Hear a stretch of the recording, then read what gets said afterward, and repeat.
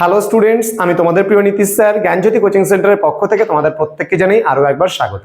তো স্টুডেন্টস, আজকে আমি তোমাদের সঙ্গে যে বিষয়টি নিয়ে আলোচনা করব, তোমাদের একাদশ শ্রেণীর প্রথম সেমিস্টারের অতি গুরুত্বপূর্ণ একটা টপিক, সেটা হচ্ছে তোমাদের প্রাচীন ভারতের ইতিহাসের যুগ বিভাজন। এই নিয়ে আজকের ক্লাসটিতে আলোচনা করব। তো ক্লাসটি শুরু করার পূর্বে তোমাদের ছোট্ট একটা ইনফরমেশন দিতে চাই, সেটা হচ্ছে তোমরা যারা রয়েছে তারা যদি আমাদের কাছে অনলাইনে যদি ক্লাসে যদি পড়তে চাও তাহলে অবশ্যই যোগাযোগ করতে পারো। আমাদের অফিসিয়াল নাম্বার এখানে দেওয়া আছে 6295916282 এবং 7076398606 নাম্বারে যোগাযোগ করতে পারো। তোমাদের কোর্স ফি তোমাদেরই সাধ্যের মধ্যে। তোমরা যদি পার্টিকুলারলি একটা সাবজেক্টের কোর্স আমাদের কাছে করতে চাও বা পড়তে চাও, একটা সেমিস্টারের জন্য, শুধুমাত্র ফার্স্ট সেমিস্টারের জন্য কোর্স ফি কিন্তু তোমাদের পড়ছে 199 রুপিস। আর তোমরা যদি 6টা অল সাবজেক্টস পড়তে চাও আমাদের কাছে, তাহলে সেক্ষেত্রে 699 রুপিস পুরো সেমিস্টারের কোর্স ফি। আমরা তোমাদের পড়াবো। আমাদের অনলাইনের ক্লাসগুলো শুরু হচ্ছে আগামী মাসের 1 তারিখ থেকে, এবং তোমাদের আমরা প্রত্যেকটা টপিক বুঝিয়ে দেবো, প্লাস রেকর্ডেড ক্লাস তোমরা পাবে, ঠিক আছে?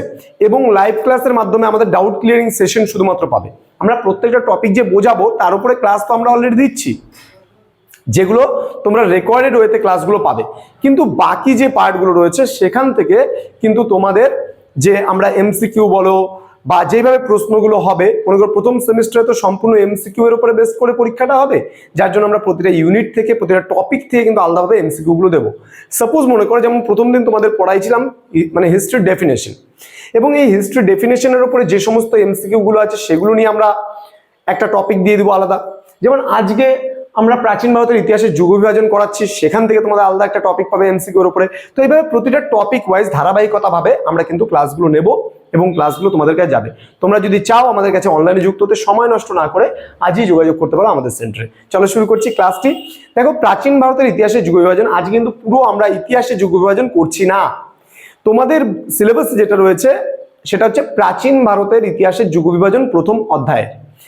এবার যদি আমরা ইতিহাসের যুগ বিভাগ করি, তাহলে ইতিহাসটাকে জানো তোমরা মূলত 3টা ভাগে ভাগ করা, প্রাচীন যুগ, মধ্যযুগ এবং আধুনিক যুগ।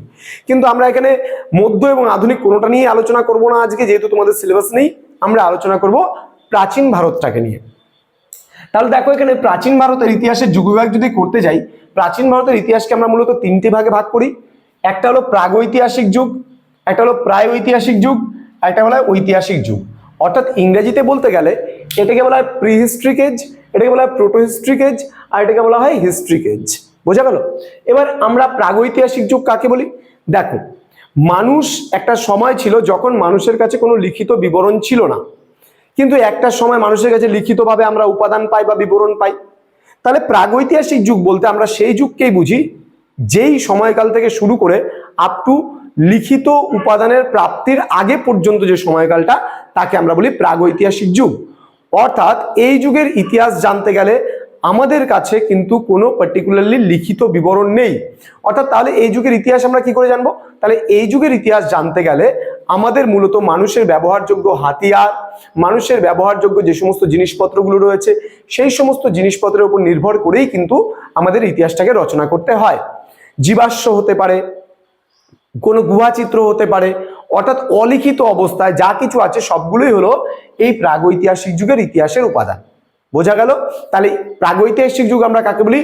যেই যুগের ইতিহাস জানার জন্য কোনো লিখিত বিবরণ নেই, আমাদের অলিখিত বিবরণগুলোর উপরে নির্ভর করতে হয়, তাকে আমরা প্রাগৈতিহাসিক যুগ বলছি। এবার চলে আসবো আমরা প্রি হিস্ট্রিক এজ বা প্রায় ঐতিহাসিক যুগ।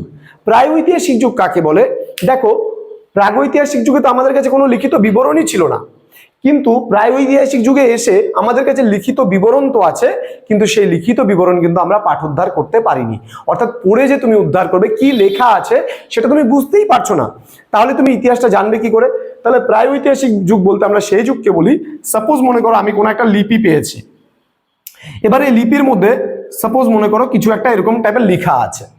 এবার এটা কি লেখা আমি যদি তোমাকে জিজ্ঞেস করি, তুমি বুঝতে পারছো কিছু একটা তো লেখা আছে, কিন্তু কি লেখা আছে তুমি সেটা বুঝতে পারছো না, অর্থাৎ এটা পাঠোদ্ধার করা সম্ভব হচ্ছে না। তাহলে যেই যুগের ইতিহাস জানার জন্য আমাদের কাছে লিখিত উপাদান তো আছে, লিখিত বিবরণ তো আছে, কিন্তু সেটা পড়ে বা পাঠোদ্ধার করতে কিন্তু আমরা পারছি না, তাহলে সেই যুগকে বলা হয় প্রায় ঐতিহাসিক যুগ।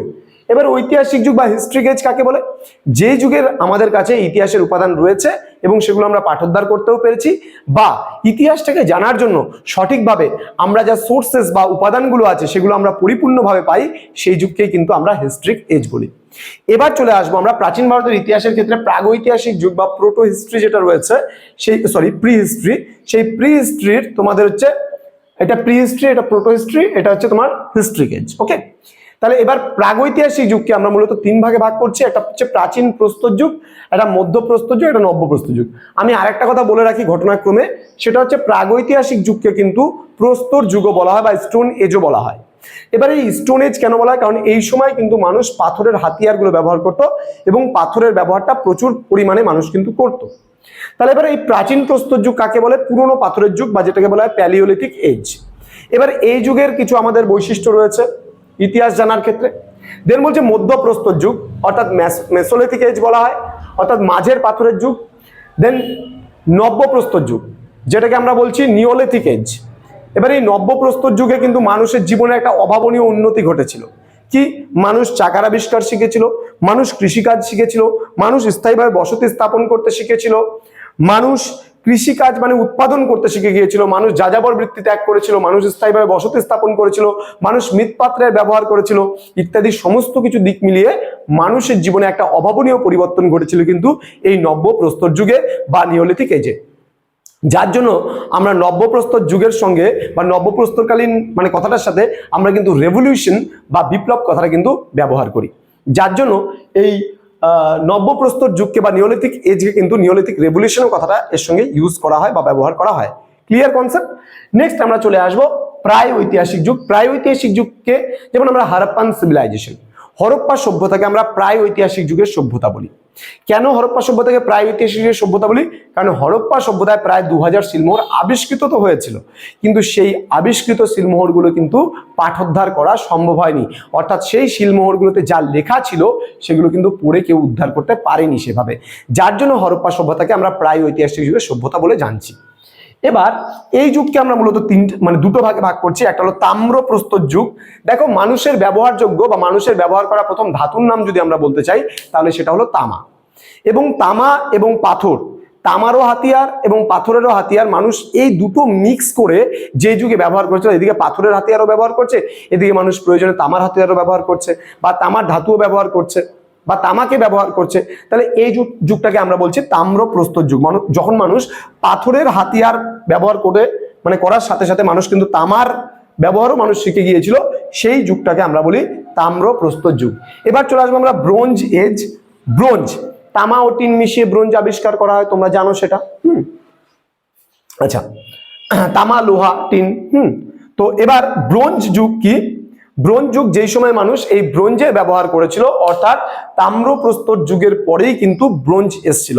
অর্থাৎ মানুষ কিন্তু তামার ব্যবহার শিখেছিল আগে এবং তারপরে কিন্তু ব্রোঞ্জের ব্যবহার শিখেছিল। এটা পরবর্তীকালের ঘটনা। আর হিস্ট্রিক্যাল এজ বলতে গেলে তো কিছু মানে বলার নেই। গুপ্তা এজ থেকে শুরু করে পরবর্তীকালে আমরা কিন্তু ওগুলোকে হিস্ট্রিক এরা বলতে পারি, কারণ সেই যুগের মানে লিখিত বিবরণ আমাদের কাছে যেমন আছে আমরা সেগুলো পড়ে পাঠোদ্ধারও করতে পারি এবং প্রপার ওয়েতে আমরা ইতিহাসটাকে রচনাও করতে পারি। তো এই ছিল আজকের ক্লাসটি এবং তোমাদের সঙ্গে দেখা হবে খুব তাড়াতাড়ি পরবর্তী ক্লাস নিয়ে। এবং পরবর্তী ক্লাসে এখান থেকে যে মানে বিষয়বস্তুগুলো আছে, যেমন মনে করো আমি প্রাচীন প্রস্তর যুগের কিছু ফিচার্স নিয়ে আলোচনা করব, মধ্য প্রস্তর যুগের কিছু ফিচার্স নিয়ে বা বৈশিষ্ট্যগুলো নিয়ে আলোচনা করব, নব্য প্রস্তর যুগের বৈশিষ্ট্যগুলো নিয়ে আলোচনা করব এর পরবর্তী ক্লাসে। এবং পুরোপুরি ক্লাসটা আমাদের প্রথম লেসনটা পুরো কভার আপ হয়ে যাবে, তারপরেই কিন্তু আমরা এমসিকিউ প্রশ্নগুলো নিয়ে আসবো। তো স্টুডেন্টস, তোমাদের সঙ্গে দেখা হবে পরবর্তী ক্লাসে। তোমরা যারা এখনো চ্যানেলটিকে সাবস্ক্রাইব করোনি তারা অবশ্যই চ্যানেলটিকে সাবস্ক্রাইব করে পাশে থাকা বেল আইকন অল প্রেস করে দেবে, যাতে নেক্সট টাইম থেকে কোনো ভিডিও আপলোড করলে তার নোটিফিকেশন তুমি পেতে পারো। বন্ধুদের সঙ্গে ক্লাসগুলো শেয়ার করবে। কেমন লাগলো আজকের ক্লাসটা কমেন্ট বক্সে কমেন্ট করে জানাবে। Thank you so much, thanks for watching. After all, thank you.